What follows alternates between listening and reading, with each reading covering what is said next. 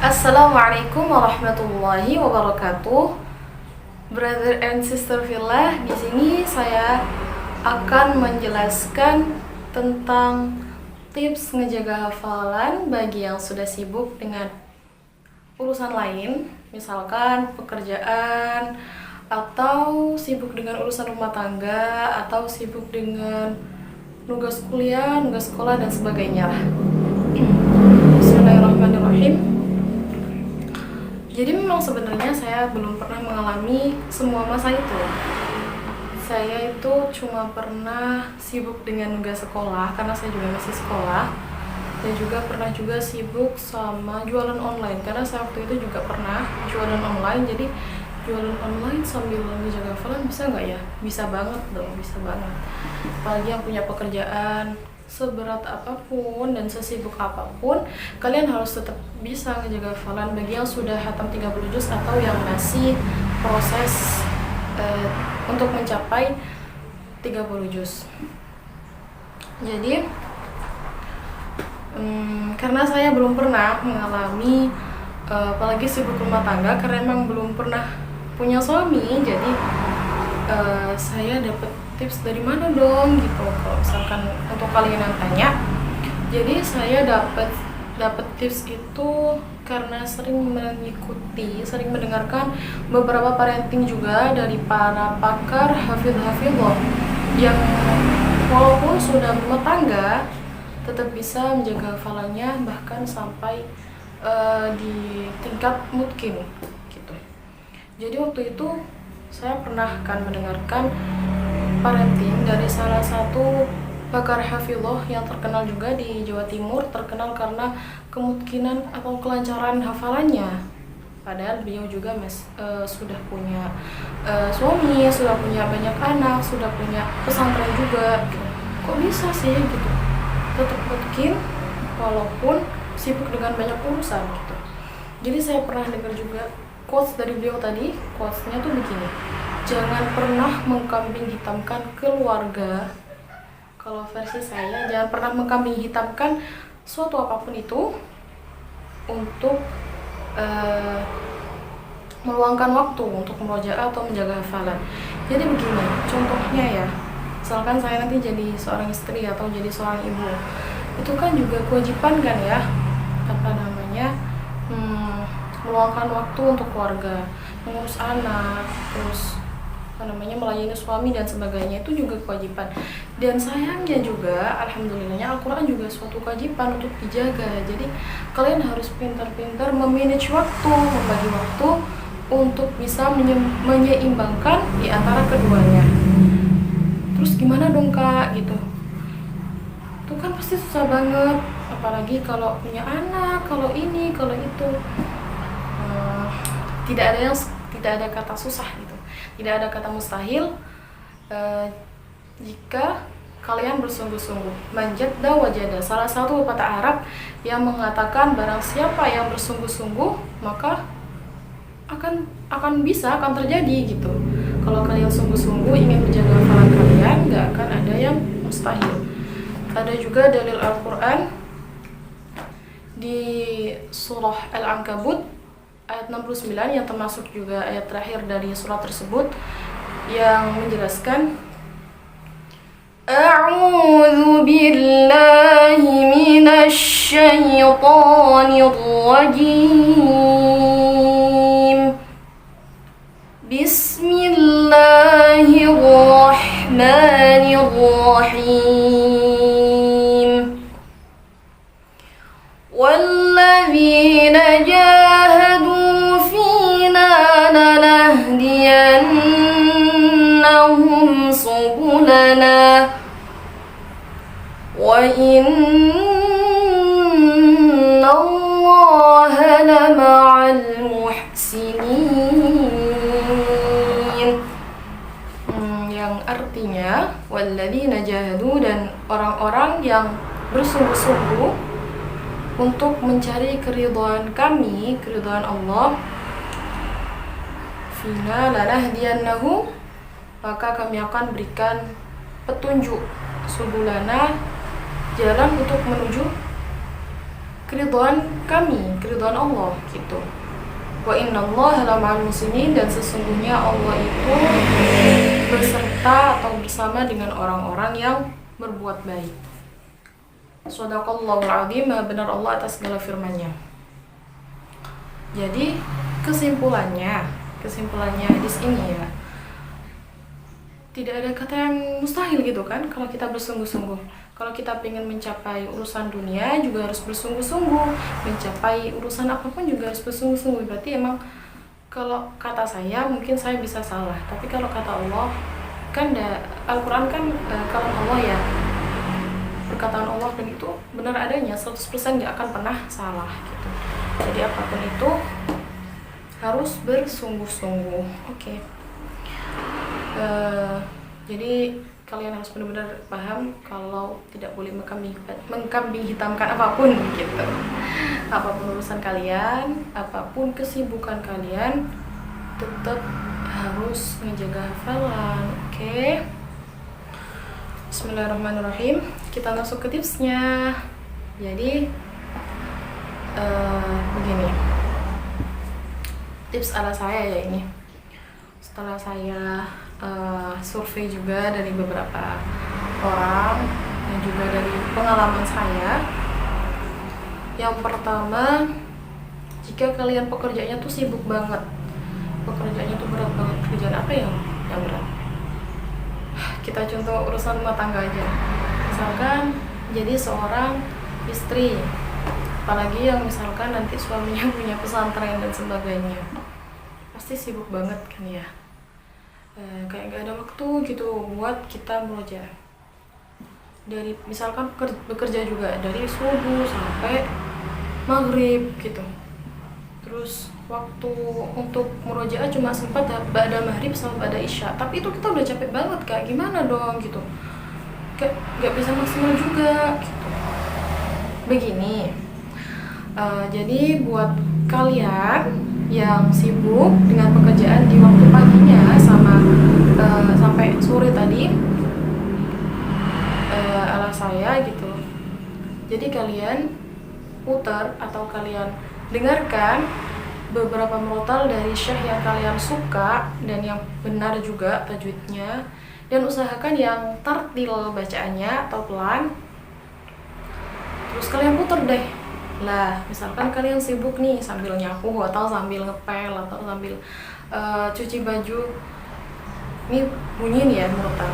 Bismillahirrahmanirrahim. Alif Lam Mim. Nah, kalian itu juga ikuti suara murotalnya tadi, kalau bisa sama suaranya juga Alif Lam Mim. Jadi kita juga ikut murotalnya yang kita dengar tadi. Itu bisa kita sambil sama kesibukan yang lain itu gitu. Tapi jangan terlalu ngandelin yang ini ya, sebentar nanti kita jelaskan di tips selanjutnya. Untuk yang pertama itu ya, jadi misalkan kalian salah nih di murotalnya, wa idza qila lahum la tusiru, kalian keliru wa idza qila lahum aminu.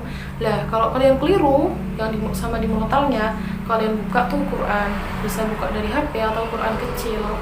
Nah, kalian buka, oh iya ada dua sih, terus ditandai pakai pensil atau apa gitu biar nggak salah lagi, kayak gitu guys. Jadi kalian punya target, misalkan satu hari harus 3 juz murotalnya untuk yang kita dengar, kayak gitu, kurang lebih seperti itu.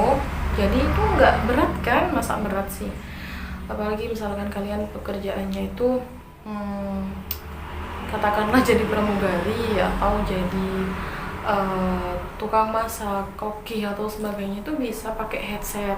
Kalau misalkan kalian pekerjaan di rumah, pekerjaan rumah tangga, bisa pakai speaker, loudspeaker atau pakai HP juga bisa. Sekarang kan zaman kan modern juga kan gitu.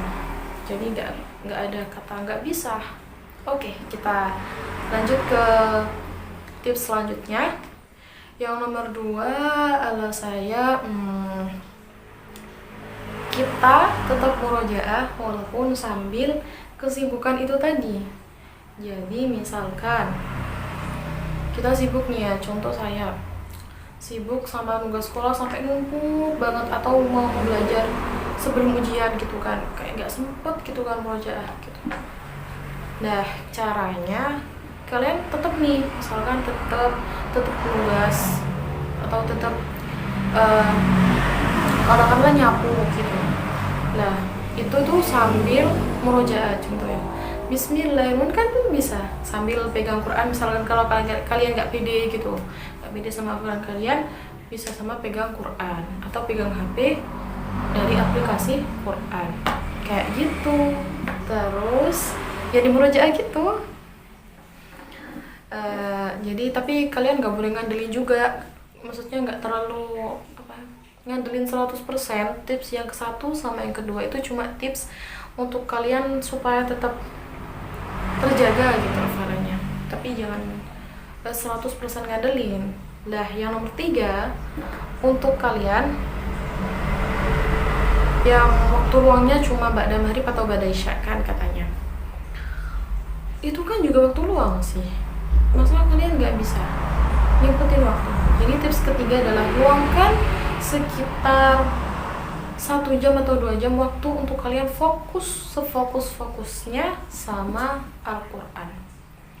Jadi selain tips nomor 1 sama 2 yang dengerin murotal sama tetap murojaah sambil melakukan kesibukan tadi, jadi yang nomor 3, kalian harus tetap luangkan waktu sekitar 1-2 jam untuk murojaah, untuk fokusnya sama Al-Quran.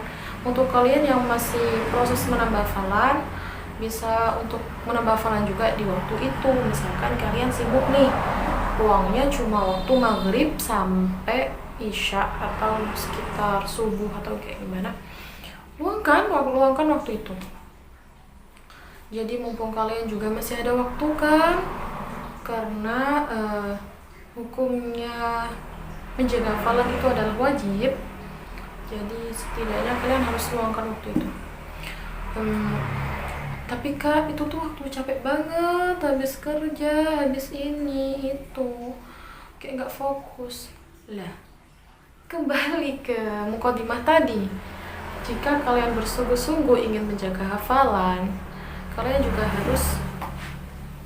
harus bisa meluangkan waktu gitu loh, para brother and sister fillah. Jadi sesibuk-sibuk kalian harus tetap luangkan waktu itu. Percaya deh, karena Quran itu adalah mukjizat terbesar, dan Quran itu adalah sesuatu yang pencemburu.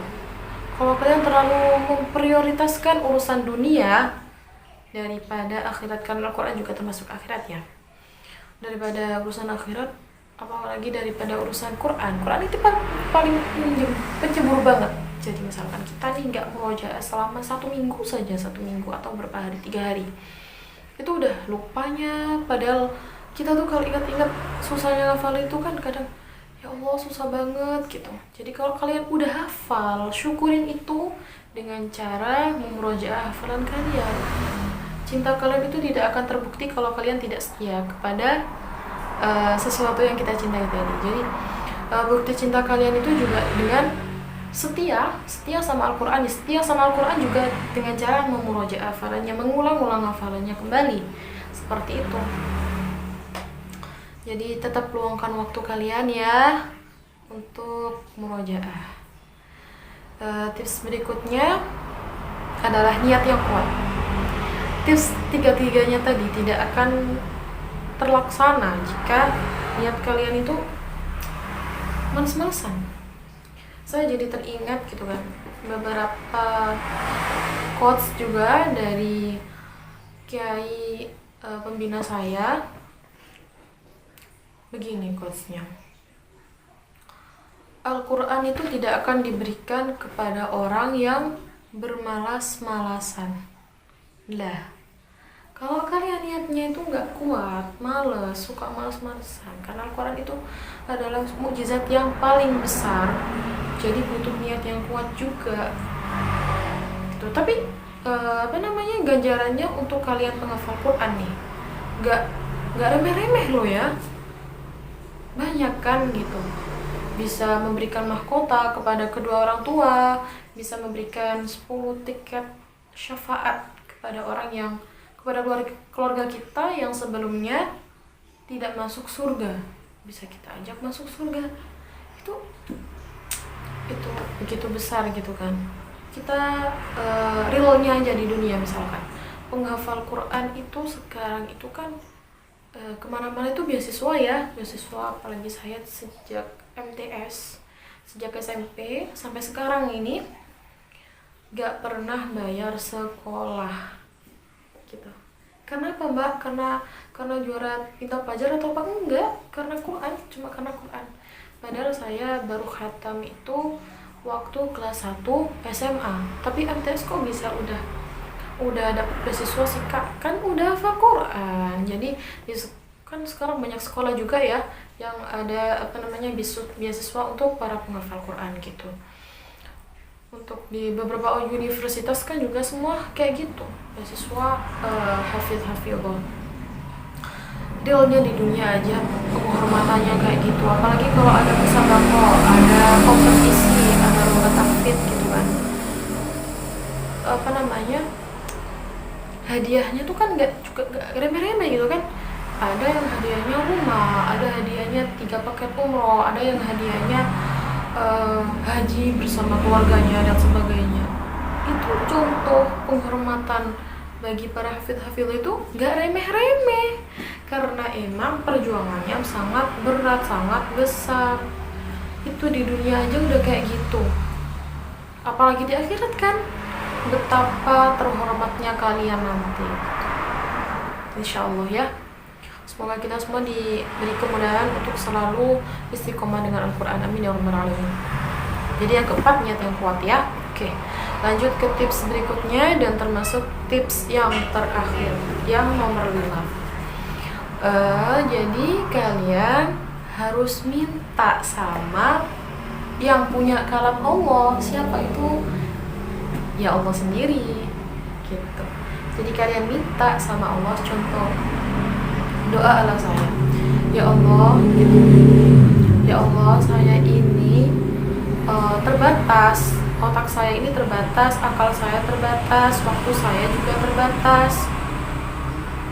Saya sudah berikhtiar semampu saya untuk bisa menjaga hafalan saya, maka karena saya adalah orang yang terbatas dalam hal apapun, saya minta kepadamu, wahai pemilik segala sesuatu, pemilik kalam Allah, pemilik Quran, saya minta ya Allah untuk bantu menjaga hafalan saya, untuk tetap di hati saya, untuk tetap dalam ingatan saya gitu. Jadi kita tetap minta sama Allah, walaupun kita udah ikhtiar sebanyak apapun, tetap minta sama Allah, karena tidak ada sesuatu yang terjadi di dunia ini selain dari ridha Allah. Jadi minta sama Allah, minta ridha Allah, ya Allah, karena hafal Quran kan juga termasuk ahlullah, keluarga Allah. Jadi kalian harus minta dong sama Allah, ya Allah jadikanlah saya keluarga engkau, jadikanlah saya ahlul Quran, berkumpul dengan para ahlul Quran juga gitu ya. Oke. Karena kita sudah sampai di tips paling akhir ya, kita balik kembali sebentar. Jadi poinnya dicatat ya, poinnya nomor 1, untuk kalian yang sibuk dengan urusan yang lain, bisa dengan mendengarkan murotal. Yang kedua, bisa dengan tetap murojaah sambil melakukan kesibukan tadi. Yang nomor 3, tetap luangkan waktu sekitar 1 jam sampai 2 jam untuk memurojaah hafalan kalian, untuk menjaga hafalan Quran. Dan yang nomor 4, niat yang kuat. Dan yang terakhir, minta sama Allah, tawakkaltu 'ala Allah, minta sama Allah untuk diberikan kemudahan dalam menjaga hafalan Al-Quran sampai mati. Seperti itu. Dan kesimpulannya begini, semua itu tidak akan terjadi kan, tips-tips tadi tidak akan kalian lakukan kalau kalian nggak bersungguh-sungguh Kak gitu. Misalkan alasan kalian nih kayak gini, Kak saya lo masih muda, sibuk kuliah, saya pengen mengejar cita-cita, saya kuliah kedokteran, saya kuliah ini, kuliah itu, kuliah ini, kuliah itu, jadi gak sempet Kak buat menjaga hafalan. Kayak saya tuh menyesal udah ngafalin dulu itu. Hey, dari mana guys? Jadi begini, kalian itu kan masih muda. Untuk kalian yang masih muda ya, kalian itu kan masih muda, jadi luangkan waktu mumpung kalian masih muda sebelum kalian itu tua. Nanti kalian menyesal kalau sudah tua. Terus Kak gini, emang ngejaga hafalan itu hukumnya itu kayak gimana sih Kak? Misalkan ada yang tanya begitu, hukumnya ya wajib lah gitu. Terus kalau misalkan lupa hukumnya bagaimana Kak? Misalkan pertanyaannya seperti itu. Begini, karena kita adalah manusia. Manusia dari kata nasia, manusia artinya orang yang lupa. Nasia kan lupa artinya ya, manusia artinya orang yang lupa. Jadi emang kita kodratnya lupa, pelupa emang. Kenapa kok kita dikasih sifat lupa? Itu pasti ada banyak hikmahnya, cuman kita aja yang nggak tahu. Udah, kita bahas di lain waktu. Jadi kita emang manusia ya, pelupa. Terus hukumnya gimana dong Kak kalau lupa? Lah, kalau kalian ini lupanya itu dalam hal seperti ini contohnya, kalian itu males, nggak mau menjaga hafalan, dan akhirnya pun lupa kan, terus akhirnya kalian meninggal. Hukumnya? Ya hukumnya berdosa dong. Kan kalian ada waktu, ada kesempatan, tapi kalian nggak mau mengambil kesempatan itu hukumnya ya berdosa. Tapi kalau kalian lupanya itu lewat jalur, misalkan lupa nih gara-gara emang kita sifatnya lupa, misalkan kita udah ngejaga banget hafalan kita tapi kita masih lupa, terus kita meninggal, itu hukumnya bagaimana Kak? Itu hukumnya dimaafu, karena Allah itu al-afu, maha pemaaf. Lah kok beda Kak? Lah ya beda kan, kalian udah ada ikhtiar untuk menjaganya, cuman karena kita sifatnya pelupa, karena kita ini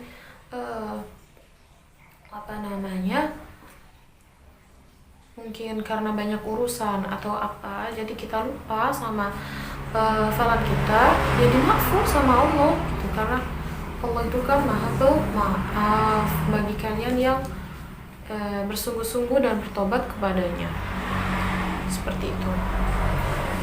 Untuk kalian yang misalkan alasannya, Kak saya tuh sibuk bekerja, sibuk ini, sibuk itu gitu kan, kalian masih sehat kan? Masih sehat kan? Jadi luangkan waktu sehat kalian untuk sesuatu yang bermanfaat seperti ngejaga hafalan tadi. Ngejaga hafalan, kita bayangkan saja ya, satu huruf itu satu pahala. Kalau kalian itu ngejaga hafalan itu kan berhuruf-huruf ya, bayangkan saja pahalanya, dan bayangkan saja berapa dosa yang sudah kalian hapus karena kalian membaca Al-Quran atau menjaga hafalan Al-Quran tadi. Seperti itu. Jadi kalau kalian itu kayaknya gak manfaat banget ya, udahlah dilupain aja lah hafalan kalian itu kayak gimana sih gitu loh, udah enak-enak gitu kan. Karena untuk menjadi penghafal Quran itu adalah orang-orang yang terpilih, gak semuanya orang bisa, gak semua orang bisa. Jadi kalau kalian sudah ada niat aja, itu sudah anugerah terbesar dari Allah Subhanahu wa Ta'ala. Jadi kalian harus benar-benar memaksimalkan kesempatan tersebut gitu. Kalau misalkan ada alasannya sudah tua Kak, saya tuh sudah tua Kak, sudah punya anak, sudah punya ini, punya bisnis banyak juga dan sebagainya. Gak ada yang mustahil kok. Saya pernah baca di beberapa situs itu ada wanita usia 80 tahun hafal Quran, ngafalinya sejak usia 75 atau 70 berapa gitu. Bisa. Karena apa? Karena niatnya sungguh-sungguh. Jadi tidak ada yang tidak mungkin di dunia ini kalau tidak kalau ada kata sungguh-sungguh dalam diri kita. tidak ada yang tidak mungkin. Jadi begitu guys, kurang lebih seperti itu sih. Oke, karena ini udah sekitar 25 menit, sepertinya cukup sampai di sini untuk tips ngejaga hafalan bagi yang sibuk dengan urusan lain. Insya Allah di di kesempatan selanjutnya saya akan menjelaskan kajian random ala saya tentang jangan melihat orang dari covernya. Jadi di kesempatan berikutnya sih. Oke. Brother and sister Villa, saya mohon maaf jika ada kata-kata yang menyinggung, dan jazakumullah ahsanal jaza telah mendengarkan tips dari saya, semoga bermanfaat. Dan jangan lupa like, comment, and subscribe untuk yang di YouTube, dan juga jangan lupa like dan komen untuk yang di TikTok dan sebagainya. Terima kasih. Cukup sekian. Wallahu a'lam bishawab. Wassalamualaikum warahmatullahi wabarakatuh. Bye bye.